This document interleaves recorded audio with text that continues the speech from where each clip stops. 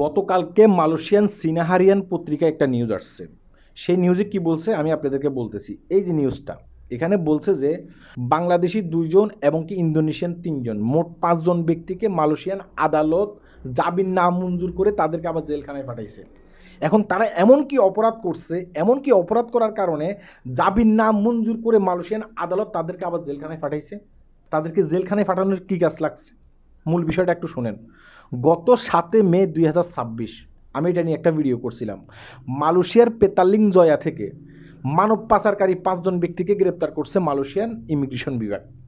5 জন ব্যক্তির ভিতরে হয়েছে যে 2 জন আমাদের বাংলাদেশি আর 3 জন হয়েছে ইন্দোনেশিয়ান। এদেরকে একটা রুম থেকে গ্রেপ্তার করছে।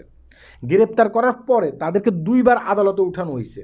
তারা কোনোভাবে প্রমাণ করতে পারে না যে তারা যে নির্দোষী, তারা কোনোভাবে প্রমাণ করতে পারে না। বারবার প্রমাণিত হয়ে যাচ্ছে তারা দোষী।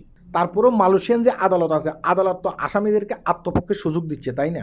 মানে তারা যদি প্রমাণ করতে পারে যে তারা ওই মানব পাচার সংগঠনের সাথে জড়িত না, তারপরে তাদেরকে ছেড়ে দেবে। আর তারা যদি প্রমাণ না করতে পারে তাদের কি হবে জানেন? তাদের 15 বছরের জেল হতে পারে এক একজনের। কথাগুলো একটু মন দিয়ে শুনবেন।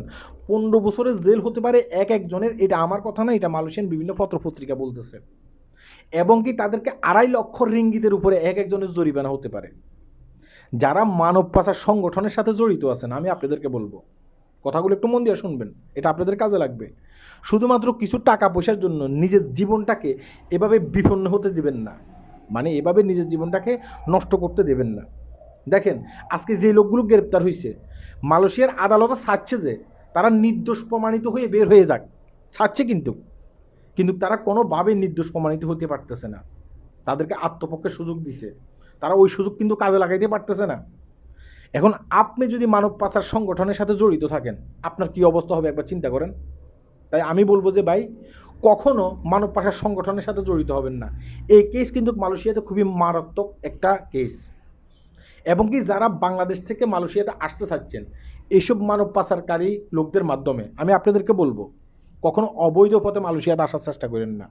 ধরেন আপনি মনে মনে ভাবতেছেন যে আপনি বর্ডার দিয়ে মালয়েশিয়াতে ঢুকে যাবেন, মানে একটা মানব পাচার সংগঠনের সাথে আপনি কন্ট্যাক্ট করে বর্ডার দিয়ে আপনি মালয়েশিয়াতে ঢুকে যাবেন।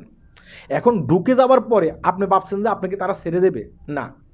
কিছু কিছু লোকেরা ছাইরা দেয়, হয়তো মোটা অঙ্কের টাকা নিয়ে আগে থেকে ছাইরা দেয়। কিন্তু আপনাদেরকে কি করবে, আপনাদেরকে মালয়েশিয়াতে আনার পরেও একটা রুমের ভিতরে নিয়ে বন্দি করে রাখবে। বন্দি করে বলবে যে ঠিক আছে এখন টাকা পয়সা দাও। মানে আপনি অনেক কষ্ট করে সাগর পথ দিয়া, ঠিক আছে, 7 থেকে 8 দিন না খাইয়া অনেক কষ্ট করে মালয়েশিয়াতে ঢুকছেন। ঢুকার পরে আপনি মনে মনে ভাবছেন যে এখন শান্তি আর শান্তি, কাজ করবো, টাকা ইনকাম করবো, সে টাকা বাংলাদেশে পাঠাবো। কিন্তু না, এখানে আসার পরে আপনারা কিন্তু একটা অদৃশ্য জেলখানায় আটকে যাবেন। অদৃশ্য কেন বলতেছি, এটা মালয়েশিয়ান আইন শৃঙ্খলা বাহিনীর কাছে অদৃশ্য কিছুদিনের জন্য, কিন্তু যারা মানব পাচারকারী আছে তাদের কাছে এটা দৃশ্যমান।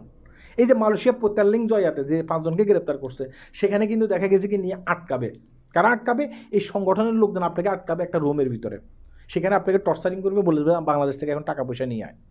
আপনি যখন বাংলাদেশ থেকে টাকা পয়সা নিয়ে আসতে পারবেন না, দেখা গেছে কি আপনাকে সারা জীবনের জন্য শেষ করে দেবে। এভাবে অনেক হয়, আমরা হয়তো বা জানি না, ঠিক আছে, এভাবে কিন্তু অনেক হয়। তাই আমি আপনাকে বলবো যে এসব মানব পাচারকারী যেসব সংগঠনগুলো আছে এদের সাথে যোগাযোগ করে মালয়েশিয়াতে আসার চেষ্টা করবেন না। মালয়েশিয়ার আইন শৃঙ্খলা এখন খুবই কড়া। এভাবে আসবেন, আপনি মালয়েশিয়ান প্রশাসনের হাতেও গ্রেপ্তার হইতে পারেন, এবং কি এসব লোকজনের হাতে ধরা পড়ে আপনার জীবনটাও কিন্তু নষ্ট হয়ে যেতে পারে। সবাই ভালো থাকবেন, ভিডিওটি শেয়ার করবেন, এবং কি যারা মালয়েশিয়াতে আসতে চাচ্ছেন মানে অবৈধভাবে, এই ভিডিওটি আপনাদের খুবই কাজে লাগবে। আল্লাহ হাফেজ।